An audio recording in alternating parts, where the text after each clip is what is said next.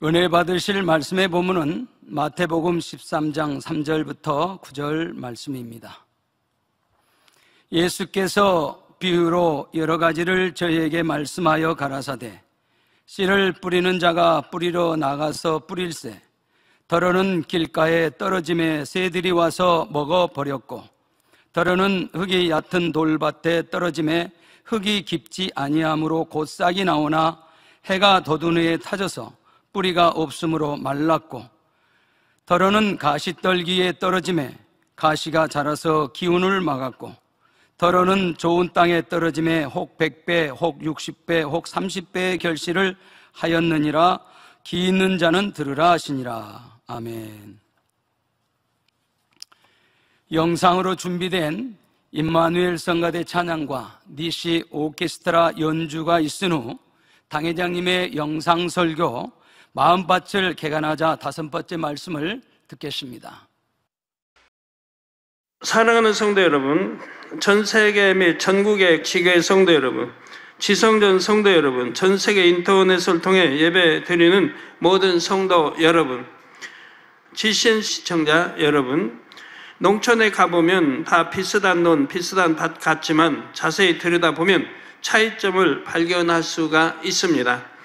잡초 하나 없이 잘 가꿔진 밭이 있는가 하면 잡초가 무성해서 잡초밭인지 채소밭인지 구분이 잘 안 되는 밭도 있습니다. 벼만 자라는 깔끔한 논도 있지만 벼논인지 피논인지 헷갈릴 정도로 벼 사이사이에 피가 무성한 논도 있지요. 그러면 이런 차이는 어디서 올까요? 10중 8구는 논밭 주인이 어떤 사람이냐에 따라 차이가 생길 것입니다.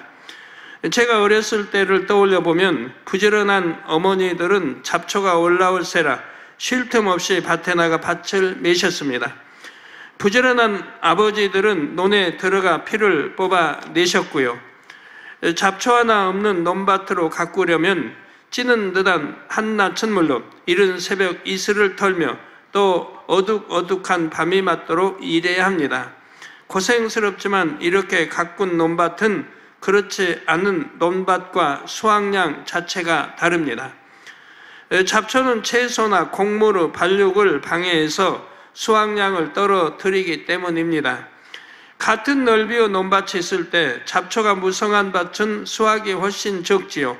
얼마나 손해입니까? 그렇다면 여러분의 마음밭은 어떻습니까?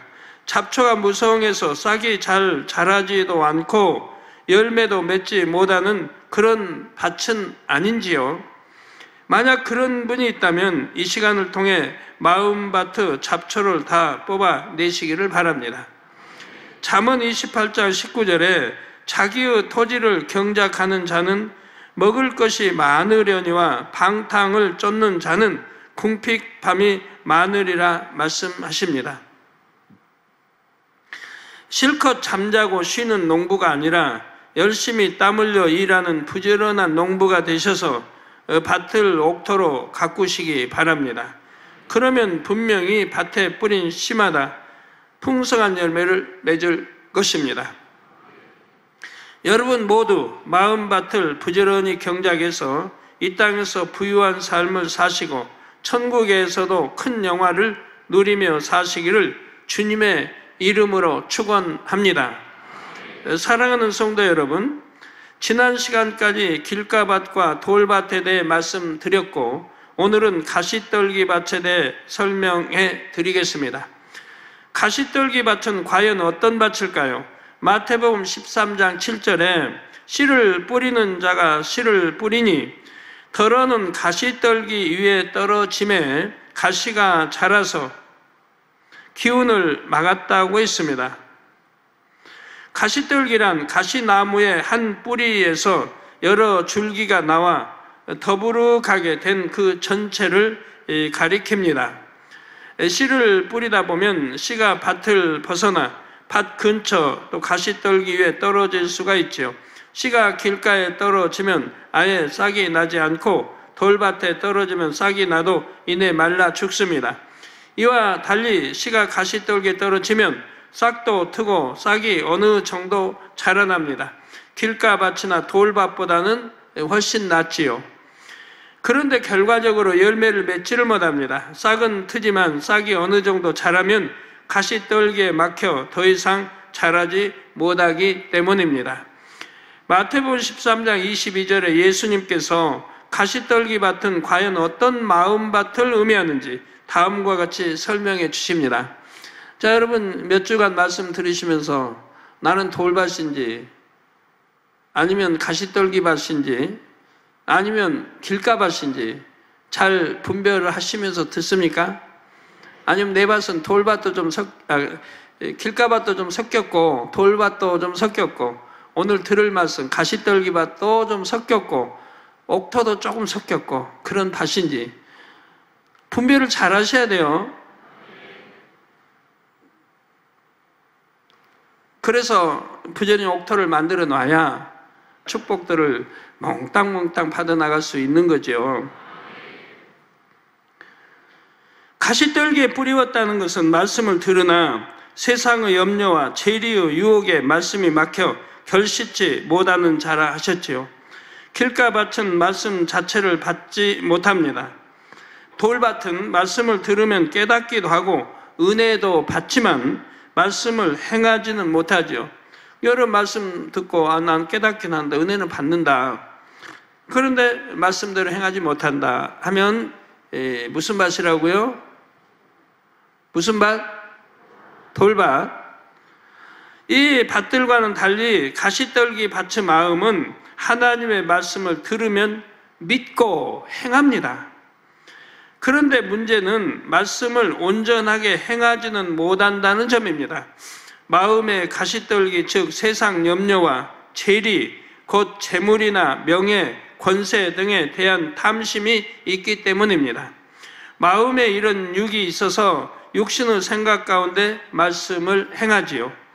그래서 말씀대로 산다고 하는데도 그 삶을 들여다보면 여전히 시험 환난 속에 삽니다. 여러분 주일도 지키고 온전한 11조도 하고 나는 말씀대로 산다고 사는데 왜 여지껏 이 모양이 이 꼴인가 하시는 분들은 오늘 또 이 말씀을 잘 들으셔서 깨달으시기를 바라요. 가정, 물질, 건강 문제 등 가지가지 어려움 속에 살아가지요.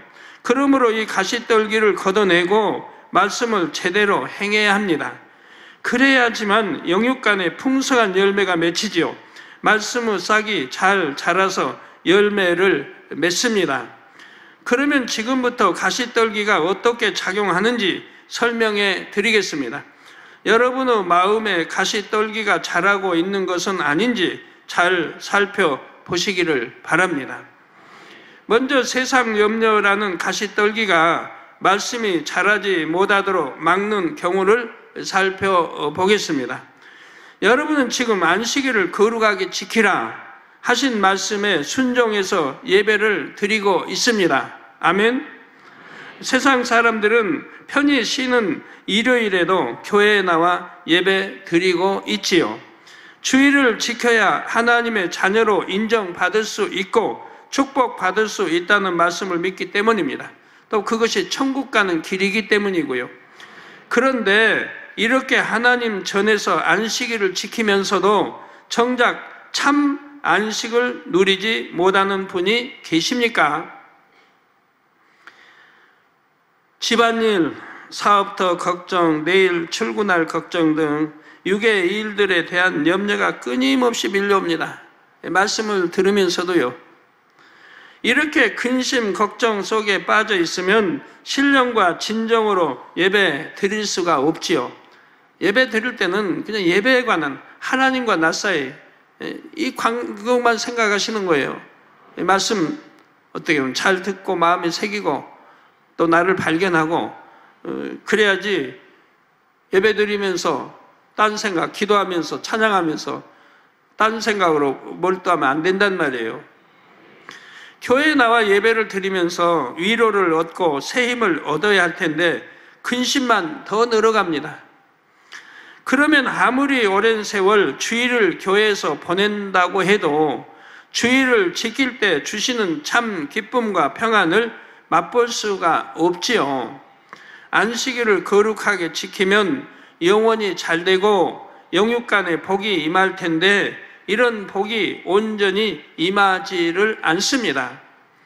즉 안식일을 거룩하게 지키라는 말씀에 나름대로 순종한다고 하는데도 열매가 맺히지 않는 것입니다.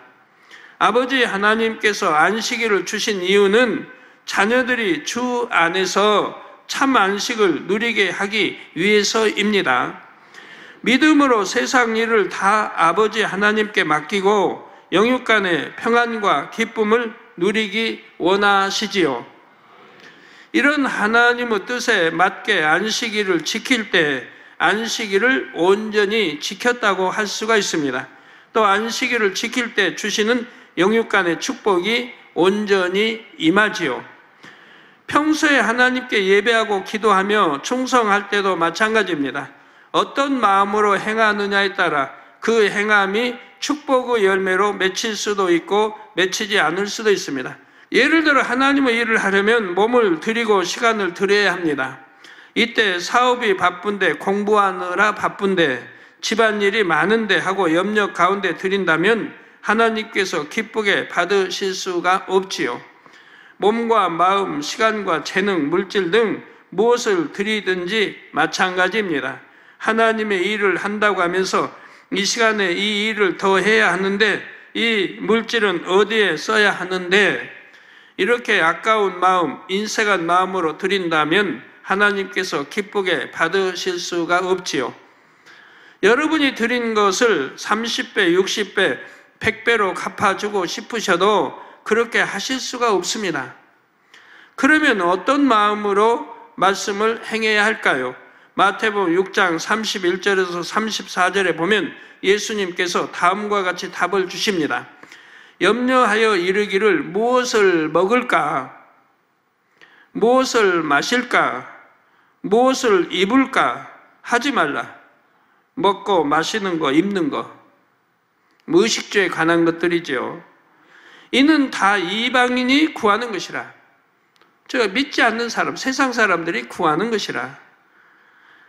너희 천부께서, 즉 하나님 아버지께서 이 모든 것이 너희에게 있어야 할 줄 아시느니라.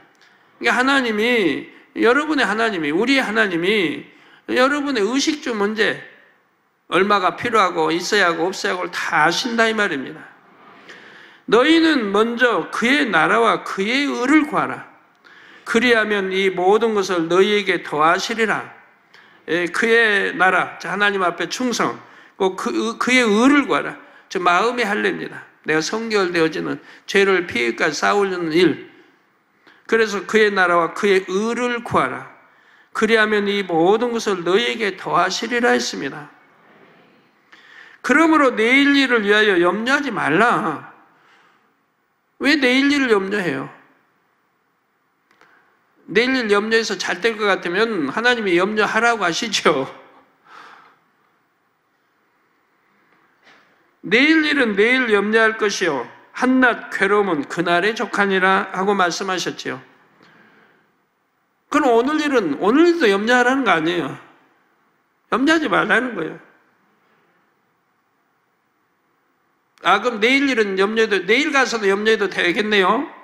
내일 가면 또 오늘이거든요. 그렇게 염려할 거 없어요. 하나님께서는 우리가 하나님께 무엇을 드리든지 혹은 하나님을 위해 무엇을 행하든지 믿음으로 행하기를 원하십니다. 그러므로 내가 하나님의 일을 하면 하나님께서 내 일을 책임져 주신다는 믿음, 소중한 것을 드릴 때 더 귀한 것으로 갚아주신다는 믿음으로 행해야 하지요.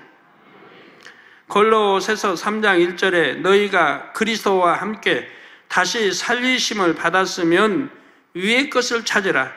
거기는 그리스도께서 하나님 우편에 앉아 계시느니라 말씀합니다. 그리스도와 함께, 우리 주님도 십자가에 달려 사망권세, 장사됐다가 사망권세 깨뜨리고 부활하셔서 승천해 이제 하나님 보좌 우편에 계신다 이 말입니다. 그러므로 다시 살리심을 받았으면 우리도, 우리 주님이 아니면 죄사 사망 꼭 지옥으로 갈 건데 우리 주님 영접해서 죄사함 받고 다시 살림을 받았다 이 말입니다. 그래서 다시 살리심을 받았으면 위의 것을 찾으라. 그런 사람들이 하늘나라 백성이에요. 하나님의 백성이에요. 자녀들이에요. 그러니까 하늘나라의 법을 쫓아 살아야 되고 위의 것을 보고 살아야 된다 이 말입니다. 그러라고 우리 두 발로 걷게 하셨거든요. 우리 사람은 두 발로. 그래서 마음껏 서서 하늘도 쳐다보고 아버지 경배, 하늘 그 위의 걸 찾으라는, 구름도 보고 해도 보고 별도 보고 다 볼 수 있죠. 동서남북 막 다 볼 수 있죠. 뒤도 보고. 가만히 서서 앞도 좌우 다 볼 수 있고 밑 땅도 볼 수 있고. 위의 것을 찾도록 하나님은 두 발로 걷게 해 주셨다 이 말이에요. 짐승은 하나님을 몰라요. 찾을 이유도 없고 위의 것 찾을 것도 없고 천국도 모르고. 그러니까 그건, 짐승은 오직 뭐가 필요합니까? 먹을 거, 잡아먹을 거, 자기 먹이 찾으면 돼요. 그러니까 네 발 가지고 땅만 보며 다니면 돼요. 먹을 것만 찾으면 되니까.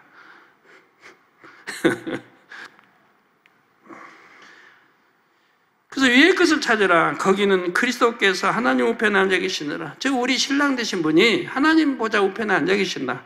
우리 신부는 어디 가야 되겠어요? 당연히 우리 신부도 천국 갈 거 아닙니까? 그러나 더 예쁘고 곱게 단장 차른 사람, 영으로 온영으로 쏙 들어간 사람, 성결된 악의 모양도 없는 사람은 우리 주님이 가신 새 예루살렘에 들어가서 영원히 함께 행복하게 살 것이고요. 선에 대해서 들으셨죠? 막달라 마리아의 선 얼마나 선합니까?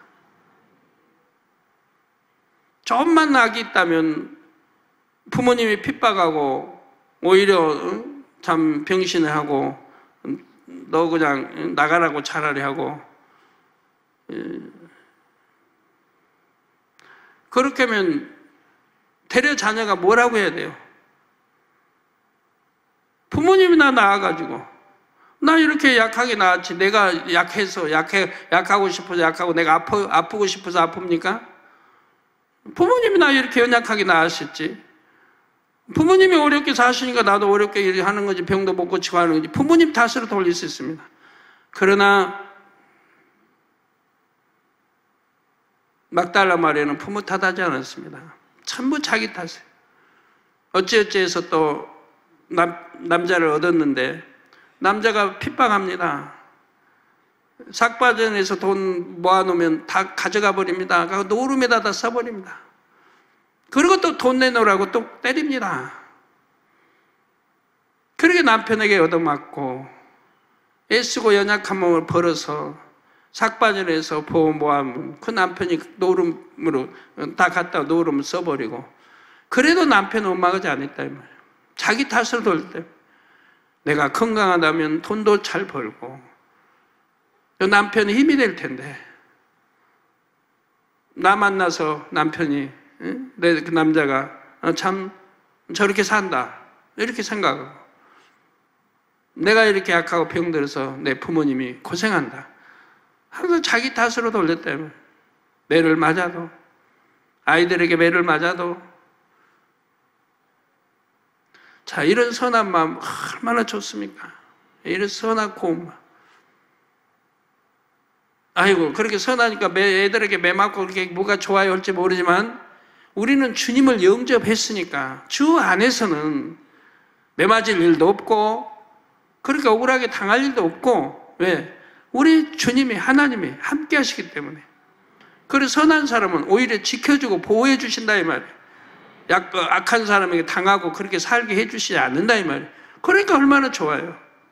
세상에서는 지켜주지 않으니까 그렇지만, 선하면 손해본다 하지만 주 안에서는 선하면 손해보는 게 아니라 하나님이 보호하사 우리 함께 하시니까.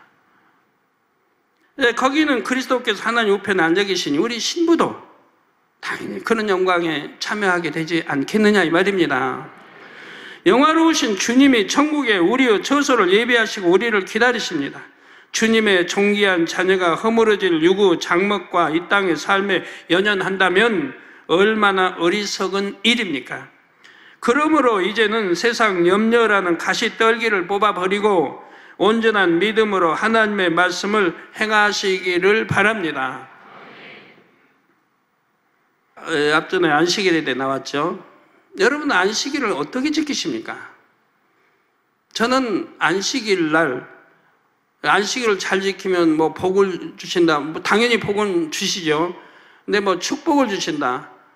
뭐 물질의 축복을 주신다. 이거는다 저런다 해서 안식일을 지키는 거 아닙니다. 하나님의 말씀이기 때문에, 하나님의 명이기 때문에 저는 무조건적으로 지킵니다. 이익을 따지고 손해를 따지고 그러지 않아요.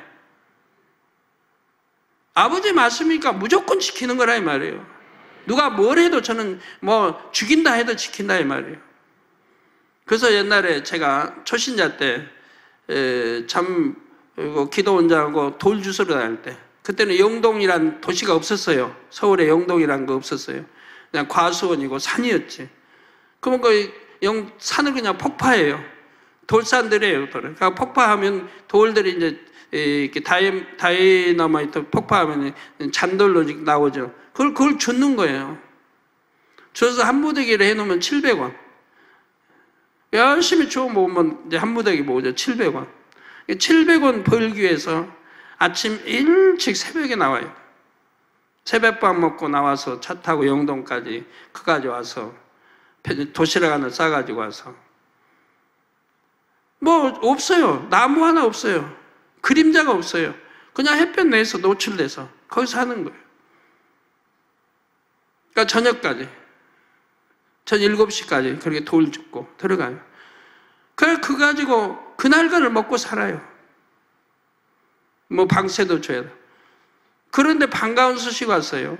전에도 말씀드렸습니다만 저희 가족 중에 저희 반가운 소식을 알려줘. 나 우리 집에 와서 지배인을 해다오.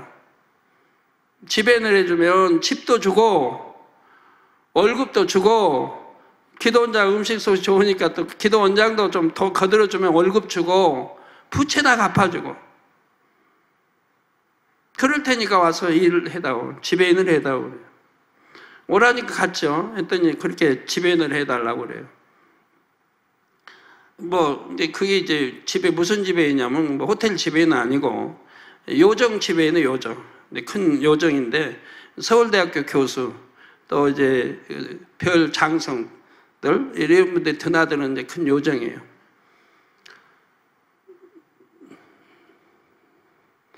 그래서 이제 설명을 하십니다. 듣고 있어요. 근데 이제 술집이라는 게 좀 깨름직하죠. 그래서 조건은 너무 좋은데 부채금은 다 갚아버리고 이제 돈 걱정, 의식주 걱정 안 하고 살 수 있었던 거예요. 그런데 하시는 말씀이 일주일에 2번은 일을 해야 된다. 나머지 이제 교회 가도 되고 하지만 저 교회 가는 거 아니까 일주일에 2번은 일을 해야 된다는 거예요. 한 주 쉬고 한 주 일하고 한 주 쉬고 한 주 일하고 또 이제 쉬고 2번, 하여튼 5주 때는 2번 쉬고. 그 말씀을 듣는 순간에 제 마음에서는 아니다. 거절을 했죠. 주의를 뭐 온전히 주의를 지키게 해주시지 않으면 저는 할 수 없습니다. 전 초신자 때예요. 그도 주의를 지켜야 한다는 건 배웠으니까 부흥성회 때. 그래서 거절을 했어요. 거절하고 이제 왔는데 시골에 어머님께서 그런 말씀했다고. 저 욕 좀 할게요. 욕 좀. 오랜만에 욕 좀 할게요. 저는 욕 할래도 욕은 못하고 그냥 첫자만 꺼내고 말했는데 그놈은 그러니까 맨 그렇게 어렵게 산다. 그놈은 그러니까 어렵게 산다. 이 말씀했다는 게 이제 들리더라고요. 제게. 그렇게 좋은 자리를 주는데 와서 하라고 하는데 그것도 싫다고 안 한다고. 싫어서 안 하겠습니까? 안식일을 지키려고 그런 거죠. 일확천금을 준다 해도 모든 수많은 부채 갚아서 다 한다 해도 안식일을 어기는 것은 할 수 없다 이 말입니다. 그래서 돌을 줍고 그렇게 참 대학교 때 하루 종일 돌 줍고 그렇게 한다 할지라도 그날을 먹고 산다 할지라도 벌면 이자도 안 되는 거예요. 그래도 안식일을 지킨다는 게 저에게는 더 생명이고 중요했다 이 말입니다. 그래서 오늘날까지 안식일을 한 번도 어겨본 일이 없어요.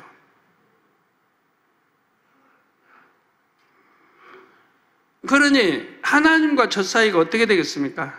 이런 거 하나하나 통과할 때마다 하나님과 저 사이 신뢰관계가 계속 쌓이는 거예요. 통과할 때마다 신뢰관계가.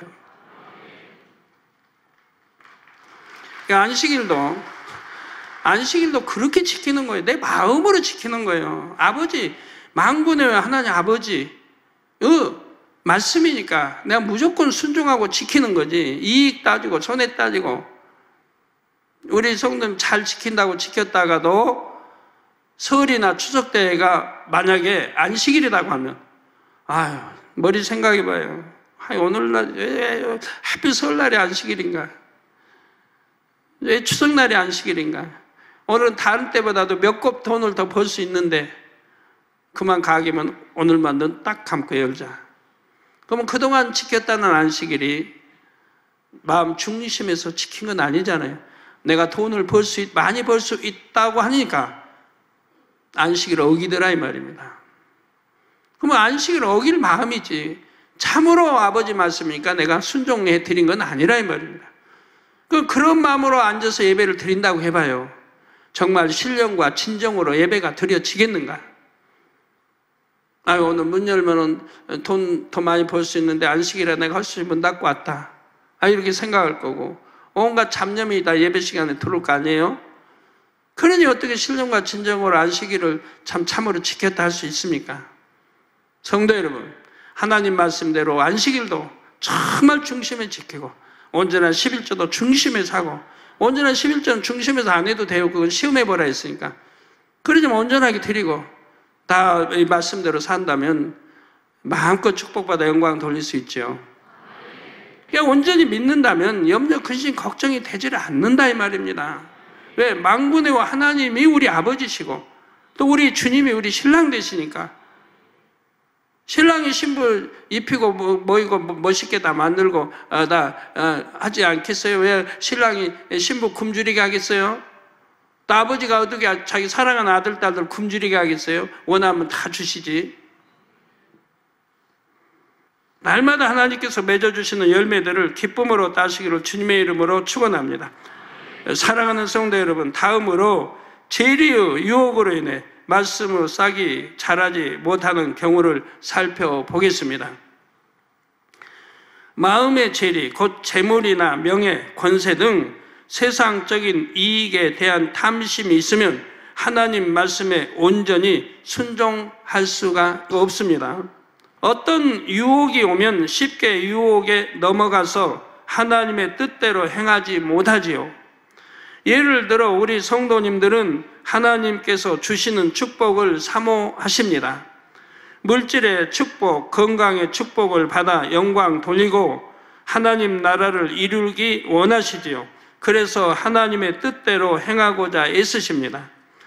우리 남성도님들은 사업터를 일굴 때 중요한 결정을 내려야 할 일이 있으면 먼저는 하나님께 기도하실 것입니다. 그렇다면 여러분은 하나님께서 응답해 주시는 대로 순종하고 계십니까? 막상 이 일을 실행할 때는 자신의 지식과 경험을 앞세우지는 않는지요? 하나님께서는 A라는 길을 제시해 주셨는데 B라는 엉뚱한 길로 갑니다. 자기 지식과 경험에 비춰보면 B라는 길이 더 좋아 보이기 때문이지요. 그래서 성령의 주관을 물리치고 자신의 생각을 쫓아갑니다. 여러분은 실컷 기도는 해놓고 그리고 이제 그 다음에는 자기 생각과 뜻대로 계획대로 행해 나가는 분들 의외로 많이 있는데, 그러면 그런 분도 이런 질문할 수 있어요. 당회장님 기도하지요. 물론 믿음으로 기도합니다. 성령이 저를 이렇게 하라고 가르쳐 주시면 할 텐데 저는 아직 그런 음성을 못 들으니까 할 수 없이 그대로 있을 수 없으니까 계획에서 내가 알고 있는 지식도 계획에서 이렇게 행해 나갑니다 라고 말할 수 있습니다. 근데 그렇게 말한 분도 핑계는 또 그 안에 들어가요. 왜? 제가 때로는 어떤 분들에게 이거 하십시오 해도 순종하지 못한 걸 봤으니까요. 어떤 분은 옛날에, 지금은 안 해요. 이제 포기해버렸어요. 옛날에 박 회장님 제가 뭘 하면 좋을까 이렇게 해서 그런 이런 걸 해보세요. 기도하고 줬는데 안 해요. 자기 생각과 안 맞으니까 순종 않더라고요. 전에 어떤 또 개척되는 그런 거 있어요. 하나님이 무엇을 하게 하라. 그래서 무엇을 하라고 이렇게 했어요. 그때 순종 안 해요. 자기가 직업하고 너무 안 맞거든요. 그래서 그 뒤로는 안 해야겠다 이런 거. 이제 이런 거 안 해야겠다. 일체 끊어버렸어요. 누가 하나 해주면 이제 뭐 줄을 설 테니까 이제 일체 끊어버리고 안 하는 거예요. 옛날에는 개척되는 상호명도 제가 지어줬어요. 하나님 기도해서. 그랬더니 상호명 지어줘도 안 되더라고요. 순종이 안 돼요. 상호명대로 했는데 상호명 주실 때 아버지가 말씀해 주신 하나님 주신 상호명대로 하려면 진실되고 정도를 갖고 빛 가운데 행하고 그렇게 사업하면 마음껏 주신다는 게 하나님. 그래서 예배 드려주고 했는데 나중에 보니까 빛하고는 먼 어둠으로 빠지더라고요. 그러니 소용이 없죠. 그래서 이제는 상호명도 안 넣는다. 그 뒤로는 한 사람도 상호명 제가 지어준 적이 없어요. 딱 한 분만 지어줬는데 저번에 몇 년 전에. 근데 그것도 또 순종 안 해서 법을 어겨가지고 어려움을 당하더라고요. 그러면 여러분들이 난 성령이 주관받으면 할 텐데 왜 성령이 주관을 못 받아요? 성령을 받은 하나님 아들 딸인데. 자, 뭘 놓고 기도합니다. 뭐 사업을 놓고 기도하든 이렇게 주관해 주셔서 기도합니다. 뭐 기도는 해놓고 주관도 받기 전에 자기 생각이 동원돼서 해 나가는 거예요. 뭘 사업을 하다 뭐 시작하려면 그만큼 기도 시간도 있고 준비도 해야 하는 거 아니에요? 그러니까 하나님은 분명히 때가 되면 주관하시는 거고, 근데 때가 돼서 주관 받을 그 때까지 기다리지를 못한다 이 말이에요. 그렇게 행해버린다 이 말이에요. 자기 생각대로 해버린다 이 말이에요. 기도해놓고, 기도는 실컷 해놓고는 주관 올 때까지 기도해야 되는데 주관도 받기 전에 그렇게 해버린다 이 말이에요. 주관은 누구나 받을 수 있어요. 빛 가운데 말씀대로 살면 누구나 주관을 받게 돼 있어요. 그런데 아직 주관 받기 전에 내가 행해버리는 거죠. 대부분이 그런 걸 봅니다. 하나님의 처음부터 길을 잘 들어야 돼요. 처음부터 길을 바로 가야 되고 길을 잘 들어야 돼요. 처음부터 내가 하나님 100% 의존하고 나는 성령의 음성 들어서 하겠다고 하면 그렇게 시작을 해요. 그러면 이제 성령의 음성을 들어서 하게 되면 이제 그게 습관이 되죠. 다음에도 그렇게, 다음에도 그렇게. 그러면 그 사람은 이제 만사 형통한 길을 가는 사람이에요. 내일 일을 하나님이 아시니까. 내일 이렇게 하면 잘못하고 동으로 가면 잘못되고 서로 가야 잘되고 모든 거 아시잖아요. 가다가 낭떠러지가 있고 가다가 강도가 있고 다 아시니까 피할 길을 주시고 해서 인도하신다 이 말이에요. 근데 자기는 내일 일 몰라요. 지금은 잘 되는 것 같은데 그만 함정 있고 사기당하고 속고 온갖 일이 다 있죠. 성령의 주관을 받으면 그러지 않는 것인데. 자, 또는 자신은 분명히 A라는 길로 갔다고 하는데 실제로는 A도 B도 아닌 C로 가는 경우도 있지요. 아무리 순종할 마음이 있어도 육신의 생각이 가득하면 하나님의 말씀에 온전하게 순종할 수가 없기 때문입니다. 이 육신의 생각은 대개 짧은 시일 내에 많은 것을 거두고 싶은 욕심에서 비롯되지요. 사업도 그러고요. 진득하게 좀 기도해서 응답받아 하려고 못하고 마음이 급한 걸. 물론 자신의 지식이나 경험, 세상의 상식에 비춰보면 B가 더 좋다는 생각이 맞을 수도 있습니다. B를 선택하면 단기적으로는 많은 열매를 낼 수도 있고요. 그러나 최종적으로는 결코 좋은 열매를 맺을 수가 없습니다. 성도 여러분, 하나님의 뜻은 자녀들이 정도를 걷는 것입니다.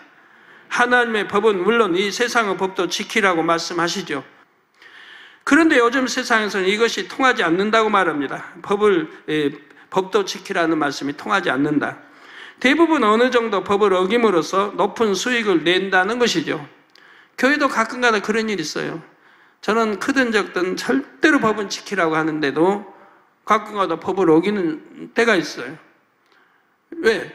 유익을 위해, 교회의 어떤 유익을 위해서 법을 어긴 거죠. 결과를 보면 어떤 유익을 위해서 어긴 게 되는데, 그러나 저는 그 교회 유익이 얼마나 크든 100억이 되든 얼마나 크든 어기지 말라는 거예요.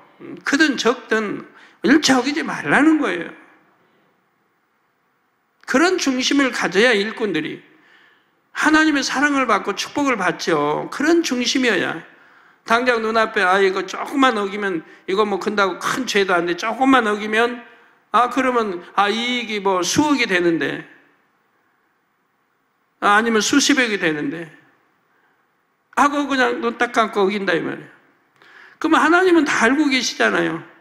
너 수억 때문에, 수십억 때문에 너는 눈 딱 감고 이 법을 어겼다. 그러면 하나님과의 신뢰관계가 떨어져 버려요. 교회의 일꾼이라고 하면, 교회의 일꾼이 하나님과 신뢰관계가 떨어진다고 하면 되겠습니까? 그만큼 형통할 일이 불통으로 빠지는 거예요. 불통으로. 하나님이 신뢰하지를 못해요. 그 일꾼이 일을 하고 있는데 그 일꾼을 신뢰하지를 못하니까 형통한 길로 갈 수가 없다는 얘기예요. 그러나 지금 당장 손해라도 내가 정도를 걸어갔다고 하면 하나님 보실 때 믿을 수 있잖아요. 그 일꾼 정직하고 믿을 수가 있죠. 그러면 그 일꾼이 하는 일에 앞으로 하나님이 형통하게 축복을 해주시는 것이라 이 말이에요. 하나님과 신뢰관계가 돼 있으니까. 어떤 분은 한 번 딱 신뢰관계 맺어놓고 이제 됐다 하지 말아요. 때로는 2번, 3번 오는, 주로 시험은 3번까지 오는 경우가 많으니까 2번 통과, 3번까지 통과해야 하나님이 됐다 하신다고요. 성경을 봐도 주로 3번까지 오더라고요. 저도 그렇고. 그래서 3번씩. 우리 주님도 3차례 시험. 그리고 시험 이기니까 그 다음에 왜 천사가 수종 들더라 했잖아요. 이제 하나님이 도와주신다면, 정식으로 이제 도와주신다면. 천사가 멀리 떨어져 있어요, 시험 때는. 왜? 시험을 지켜봐야 하잖아요. 도와줘서는 안 되니까. 그 이제 도와주지 않는 데서 다 통과했어요. 그러면 이제 천사가 그 다음에 와서 도와주는 거예요. 대부분 어느 정도 법을 어김으로 높은 수익을 낸다는 것이죠. 그러나 이것은 어디까지나 인간적인 생각에 불과합니다. 믿음의 눈으로 볼 때는 그렇지가 않습니다. 이 세상의 법망은 어떻게 벗어날 수도 있지만 하나님께서 세우신 영계의 법망은 결코 벗어날 수가 없습니다. 인간의 생사화복을 주관하시는 하나님의 눈을 가릴 수도 없지요. 따라서 영계의 법을 우선적으로 지켜야지만 모든 일이 형통하고 축복이 임합니다. 하나님께서 여러분을 지켜주시고 복을 주시기 때문입니다. 또한 하나님은 이 세상 그 누구보다 지혜로운 분이십니다. 하나님께서 인도하시는 길이 가장 빠른 지름길이요 많은 열매를 낼 수 있는 확실한 길이지요. 이런 사실을 믿고 오직 하나님의 뜻을 쫓아 정도를 걸으면 반드시 믿음의 역사를 체험하게 됩니다. 재리에 대한 탐심을 버리면 이런 명철의 길이 밝히 보입니다. 욕심을 가지고 욕심을 버리지 않으면 하나님이 축복 주실 수 없는 이유가 사랑하기 때문에요. 하나님 자녀들 사랑하기 때문에. 욕심이 잉태한 즉 뭐를 낳고? 죄를 낳고 죄가 장성한 즉 사망을 낳는다. 여러분 봐요. 욕심이 잉태하면 그걸 끝나는 게 아니에요. 계속 욕심은 커가요. 이거 같이 하면 저거. 어떤 사람은 사글세 전세 해봤는데 그냥 집 한 채 해봐요. 또 돈 벌어봐요. 집 2채. 더 큰 거, 더 넓게. 또 땅도 사고 막 욕심이 막 잉태해서 불려가잖아요. 정도로 쓸 거 쓰면서 이렇게 하나님 주셔서 불려가면 되는데 그것도 아니고. 그러면 결국 욕심이 잉태 죄를 하고 죄가 장성한 즉 사망에 이른다 이 말입니다. 죄가 점점 커가면 결국 사망에 이르는 거죠. 그러니까 사랑하는 자녀들에게 축복을 줄 수가 없는 거예요. 주시고 싶어도. 탐심으로 인해 육신의 생각이 발동하고 육신의 생각이 눈을 가리기 때문에 불통의 길로 가는 것이지요. 물론 자신의 지식과 경험을 바탕으로 어느 정도 성공할 수도 있습니다. 그러나 결과적으로는 하나님께서 주시는 온전한 축복을 받을 수는 없지요. 예를 들어 어떤 사람들은 모든 일을 자기 생각대로 해놓고 어느 정도 잘 되자 축복받았다고 간증합니다. 그런데 그 일이 계속 잘 되려면 계속해서 유구 지식과 세상 방법을 의존해야만 합니다. 불법을 행해야 할 때도 있지요. 그러면 하나님께서 지켜주실 수 없기 때문에 형통하지를 못합니다. 쌓였던 모든 것이 순간에 허물어지는 경우도 있고요. 입술로는 하나님을 의지한다고 했지만 실제로는 자기 생각대로 행했기 때문에 오히려 영광을 가리고 맙니다. 그렇기 때문에 하나님께서는 가시떨기밭을 가진 자녀에게는 원하는 대로 축복을 주시지를 않습니다. 먼저는 마음에서 탐심이라는 가시떨기를 걷어내고 하나님의 뜻에 무조건 순종할 수 있을 때 원하는 대로 축복을 주시지요. 또 큰 축복은 더더구나 그런 거고요. 하나님의 일꾼들이 하나님의 일을 할 때도 마찬가지입니다. 하나님께 인정받고 성도에게 사랑받는 일꾼이 되려면 어떻게 해야 합니까? 예수님께서 마가복음 9장 35절에 아무든지 첫째가 되고자 하면 무사람의 끝이 되며 섬기는 자가 되라는 거죠. 섬기는 자가 되며 낮아져서 섬기는 자가 되며 무사람을 섬기는 자가 되어야 하리라. 말씀하신 대로 섬겨야 합니다. 이것이 하나님의 뜻이지요. 그런데 마음에 사심 있는 사람은 하나님 말씀대로 행하는 것이 아니라 사람의 방법을 동원해서 스스로 높아지려고 합니다. 예를 들어 육적인 지혜로 하나님의 일을 합니다. 맡은 양떼를 육적인 선으로 갈무리하기도 하지요. 이렇게 하면 당장은 양떼들이 마음을 잘 모아주는 것 같고 하나님의 일이 척척 이루어지는 것처럼 보이지요. 그러나 이렇게 얻은 열매는 파도가 한번 밀려오면 모래성이 무너지듯 순식간에 무너지고 맙니다. 성령의 음성을 쫓아 사명 감당한 것도 아니고 양떼에게 영적인 사랑과 영적인 섬김을 베푼 것이 아니기 때문이지요. 영혼들이 작은 일로도 쉽게 돌아서고 영혼들을 강압적으로 이끌지 않으면 순종하지 않기도 합니다. 또 일꾼 편에서도 나름대로 양떼를 섬긴다고 하다가도 감정이 상하면 혈기가 나오는 등 결국 육의 모습을 드러내고 말지요. 아무리 선한 것처럼 행동해도 마음에서 사심을 버리지 않았다면 그것은 결국 드러나기 마련입니다. 그러면 가시떨기밭은 어떻게 개간해야 할까요? 가시떨기를 뿌리채 뽑아 버려야 합니다. 뭐 쉽죠. 뿌리채 뽑아 드러내면 되는 거예요.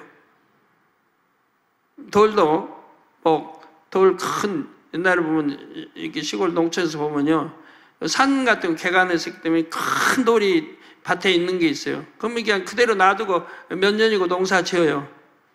너무 크니까 드러내지 못하니까.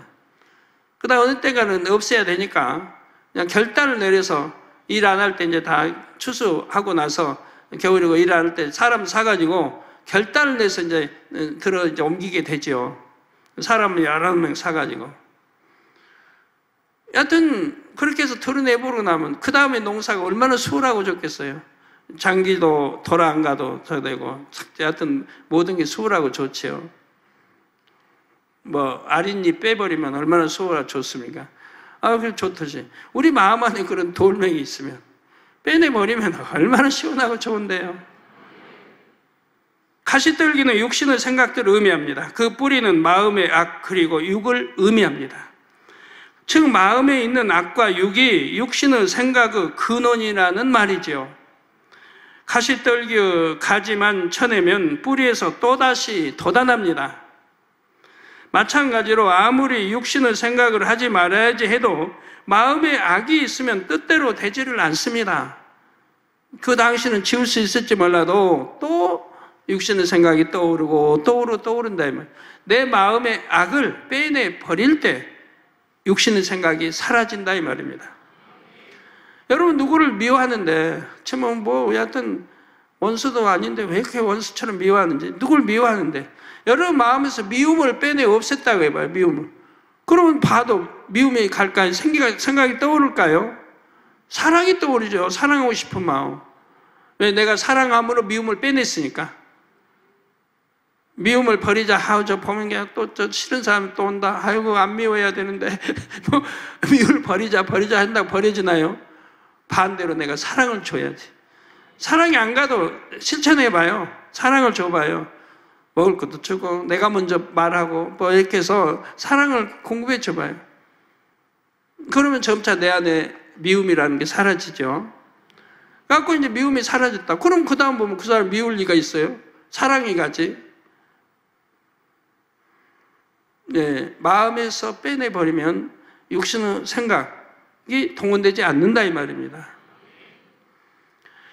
궁극적으로 마음에서 육을 뽑아버려야지요. 또 먼저 굵직한 뿌리를 뽑아내면 잔뿌리까지 뽑혀 나옵니다. 여러 뿌리 중에서 특히 탐심과 교만이라는 두 개의 큰 뿌리를 뽑아내면 마음에서 육이 많이 버려집니다. 육의 것에 대한 탐심이 있기 때문에 세상에 얽매여 세상 일을 염려하게 됩니다. 또 하나님의 말씀대로 산다고 하면서도 무엇이 더 유익이 되나 계산하고 따져서 자기 뜻대로 살아가지요. 또 교만이 있기 때문에 온전한 순종이 나오지 않습니다. 내가 할 수 있다는 생각이 있기 때문에 육적인 지혜를 동원하고 육신의 생각을 쫓아가지요. 그러므로 무엇보다도 사심이라는 뿌리, 교만이라는 뿌리를 뽑아내시기를 바랍니다. 이 사심이라는 게 참 나쁩니다. 우리 설교하는 분들, 우리 죄종들 설교하는 분들이요, 단에서 설교할 때 성도들은 민감합니다. 저는 웬만하면 지적 안 해요, 설교. 왜? 주눅들까봐. 주눅들 다음에 못 올까봐. 설교할 때 보면 사심들이 들어가요. 왜 괜히 설교하면서 하나님 영광 돌리고 생명의 말씀으로 영광 돌리기 위해서 믿음과 생명을 심어주기 위해서 설교를 해야 되는데 왜 자기 자랑이 들어가고 이렇게 은근히 이제 자기를 심고 이런 것들이 있어요. 그럼 성도가 민감해요. 여러분 마음 중심에서 성도들을 사랑하고 믿음으로 생명을 심어주고 응답받게 해주고 그리고 또 하나님께 영광 돌리고 교회 중심으로 설교를 해야 될 텐데 그래야 성령의 감동 감화 충만함으로 설교가 나가고 성도들에게 그게 이제 입혀지는 건데 감동을 입을 수가 있는 건데 자기 사심으로 이렇게 하면 성도가 은혜는 받을지 몰라도 결과는 아닌 거예요. 여하튼 죄송합니다. 개떡 비유 좀 들까요? 개떡같이 해도 은혜 받을 사람 받는 거예요. 받는 사람이 있는 거예요. 제가 말한 것은 그래도 과반수 넘고 그래도 70-80% 은혜를 받게 해야 되니까 그러니까 설교자가 어려운 거 아닙니까? 단에서 설교하는 게 여기는 또 큰 교회고 수많은 성도 앞에 해외까지 나가니까 설교하기가 그만큼 어렵고 그만큼 준비를 해야 되는 거예요.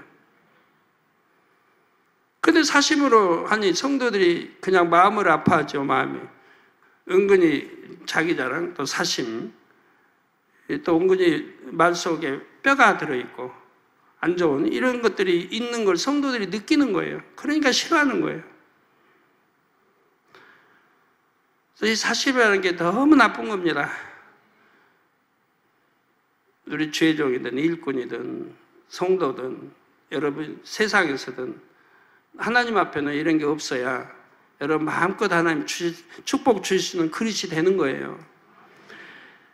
결론 말씀드립니다. 사랑하는 성도 여러분, 가시떨기를 쉽게 뽑는 방법이 있습니다. 바로 가시가 내 마음을 얼마나 아프게 하는지 깨닫는 것입니다. 예를 들어 세상 일들 중에서 여러분을 늘 염려하게 하는 것이 있을 것입니다. 하나님께서는 항상 기뻐하라고 하시는데 염려하고 근심하면 얼마나 힘듭니까? 또 가지고 싶은 것 갖지 못하면 마음이 허전하고 슬퍼지는 것이 있지요. 어떤 사람에게는 물질, 어떤 사람에게는 명예나 권세일 수도 있습니다. 이런 것들은 아무리 많이 가져도 마음의 만족을 주지를 못합니다. 이런 것들을 갖고자 하는 것은 마치 잡을 수 없는 바람을 잡으려고 하는 것과 같지요. 하나님을 믿는다고 하면서도 이렇게 염려가 많고 마음에는 만족이 없습니다. 육적으로 이렇다 할 축복도 없습니다. 얼마나 답답합니까? 이처럼 마음을 힘들게 하는 가시떨기를 왜 계속 가지고 있어야 하나 하고 여러분이 늘 말씀을 묵상하고 늘 깨어 기도하면 성령님께서 이것을 절절히 깨닫게 하십니다. 그동안 들었던 말씀들을 하나는 묵상해 보면서 내가 왜 이런 거 필요 없는 거, 나를 찌르는 거, 힘들게 하는 거, 이런 것을 내가 왜 가지고 있어야 되나 절절히 좀 깨달아 보세요. 그리고 이거 빼내기 작전을 해요. 빼버리기 위한 작전을. 그게 축복받는 비결이니까요. 응답받는 비결이고, 절절히 깨달으면 미련 없이 가시떨기를 단번에 뽑아버릴 수가 있지요. 그래서 절실히 깨달으면 미련 없이 가시떨기를 단번에 뽑아버릴 수 있습니다. 그러면 말씀의 싹이 무럭무럭 자라 열매를 맺으니 참된 행복이 찾아옵니다. 여러분이 진정 사모하고 욕심낼 곳은 천국이며 가장 좋은 천국인 새 예루살렘입니다. 그러므로 더 이상 뒤를 돌아보지 마시고 진주문을 향해 곧장 달려가셔서 최고의 행복을 누리시기를 주님의 이름으로 축원합니다.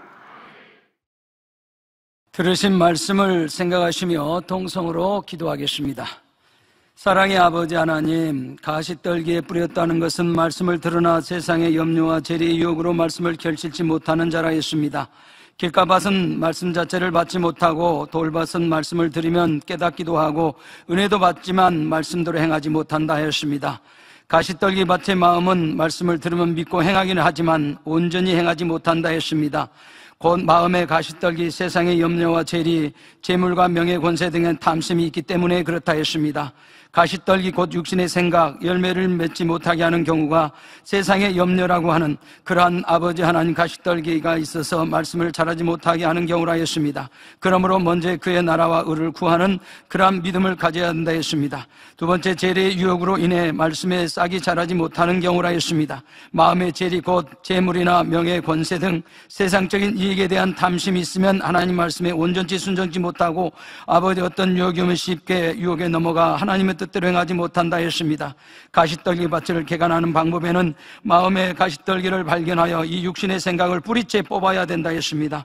이 가시떨기는 육신의 생각을 의미하며 그 뿌리는 마음의 악과 육을 의미한다 했습니다. 먼저 굵직한 뿌리를 뽑아내면 잔뿌리도 뽑혀 나온다 했습니다. 여러 뿌리 중에서 특히 탐심과 교만이란 두 큰 뿌리를 뽑아내면 마음에서 육이 많이 벌어진다 했습니다. 그렇기 때문에 이 탐심과 이 교만을 다 벗어버리고 세상 일을 아버지 하나님 모든 것들을 벗어버릴 수 있는 우리 만민의 모든 성도들에게 축복해 주옵소서. 우리 주 예수 그리스도 이름으로 기도하옵나이다. 아멘. 영상을 통한 당회장님의 한자 기도를 받겠습니다. 아픈 분들은 아픈 곳이나 연약한 곳에 손을 얹고 기도 받으시고, 아프지 않는 분들은 가슴에 손을 얹고 마음의 소원을 위해 믿음으로 기도 받으시기 바랍니다. 할렐루야. 전능하신 사랑의 아버지 하나님, 이 시간 기도받는 모든 성도님들을 위해 안수하여 주옵소서. GCN과 인터넷과 화상을 통해 기도받는 지교회와 지성전, 그리고 전 세계 하나님의 자녀들 위에도 시공간을 초월하여 역사하여 주시기를 원합니다. 믿어지는 믿음을 주시고 부정적인 생각과 의심의 세력을 물리쳐 주옵시며 모든 시험 환난도 물리쳐 주옵소서. 머리부터 발끝까지 오장육부, 뼈, 마디마디, 온몸의 신경, 조직, 세포 등 아픈 곳마다 성령의 불로 태우시고 근본의 빛으로 역사하여 주옵소서.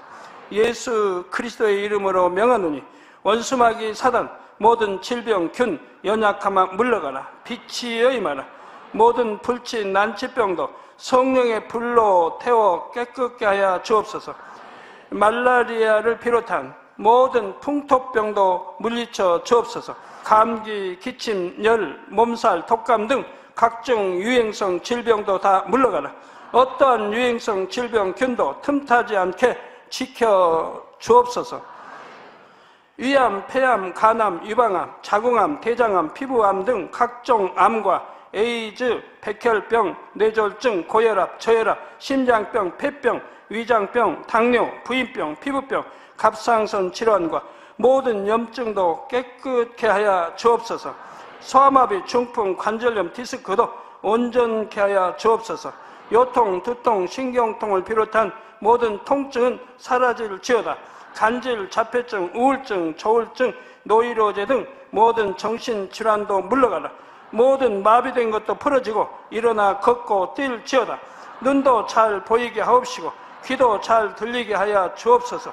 소경은 눈을 뜨고 기머거리는 들으며 벙어리는 말할지어다. 각종 사고, 후유증도 깨끗게 하시고 부러진 뼈도 붙여 주옵소서. 화상 입은 것도 온전케 하옵시고 화기암 물러가라. 열도 물러가라. 아버지 흉터 나지 않게 역사해 주시기 원합니다. 마약을 비롯하여 각종 약물과 독극물 중독도 깨끗함을 입을지어다. 죽은 신경과 세포가 살아나며 죽은 자도 살아나게 하여 주옵소서. 잉태의 축복도 주시기를 원합니다. 잉태의 축복을 받으라. 예수 그리스도의 이름으로 명하노니 원수마귀 사단아, 하늘 공중 곳에 잡은 악의 영들아 물러가라. 그의 사자들도 물러갈지니라. 이 땅의 악한 영, 더러운 영, 거짓되고 간사한 영, 의간질하고 미혹하는 모든 어둠들은 물러가라. 모든 흉악의 결박을 풀고 어둠아 물러가라. 빛이여 임하라. 아버지 하나님, 부르짖어 기도할 수 있는 능력을 주시고 죄를 버리고 성결될 수 있는 능력을 주옵소서. 영원히 잘됨같이 범사에 잘되게 하시고 가정의 복음화도 이루어 주시기를 원합니다. 한 주간도 모든 사고와 재앙으로부터 지켜주시고 불통이 없는 형통한 삶을 살 수 있도록 축복해 주옵소서. 성령의 불담으로 천군 천사와 주님의 불꽃 같은 눈동자로 모든 하나님의 자녀들과 가정, 일도, 사업들을 지켜주시기를 원합니다. 학생들에게 지혜와 명철을 더하시고 공부할 수 있는 뜨거운 마음과 열정도 더하여 주옵소서. 마음과 생각을 세상에 빼앗기지 않도록 지키시고 하나님을 뜨겁게 사랑하는 학생들로 축복하여 주옵소서. 하나님의 자녀들이 먹으나 마시나 입으나 무엇을 하든지 하나님 앞에 영광 돌리는 삶이 되게 축복하여 주시기를 원합니다. 나는 하나님을 만났노라, 체험했노라, 응답 받았노라, 축복 받았노라 간증하는 입술이 되게 역사하여 주옵소서. 아버지 하나님 감사합니다. 홀로 영광 받으옵소서. 우리 주 예수 그리스도의 이름으로 기도하옵나이다. 아멘. 涙の中おらる主、愛の主、それは命与える救いの道。